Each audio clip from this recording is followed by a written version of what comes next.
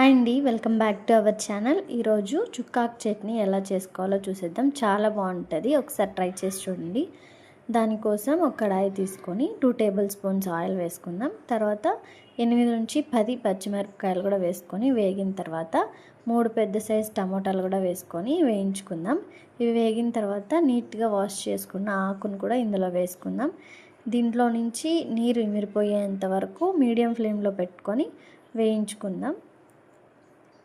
ఇలాగా వేగిన తర్వాత వెల్లుల్లి రెబ్బలు అలాగే చిన్న చింతపండు కూడా వేసి వేయించుకొని ఇవి చల్లారిన తర్వాత మిక్సీ జార్లో వేసుకొని వీటితో పాటు పల్లీలు కూడా వేసుకుందాం. తర్వాత తగినంత ఉప్పు, కొద్దిగా జీలకర్ర కూడా వేసుకొని మిక్సీ పట్టేసుకుందాం. తర్వాత తిరగబాత కోసం అదే కడాయి తీసుకొని 2 టేబుల్ స్పూన్స్ ఆయిల్, ఆవాలు, పచ్చినిపప్పు, మినపప్పు, కరివేపాకు, దీంతో పాటు పల్లీలు కూడా వేసుకుంటే బాగుంటుంది.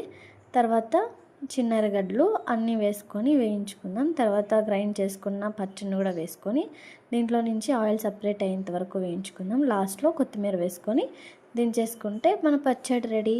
అంతే ఈ వీడియో నచ్చినట్లయితే please like, share and subscribe. Thanks for watching.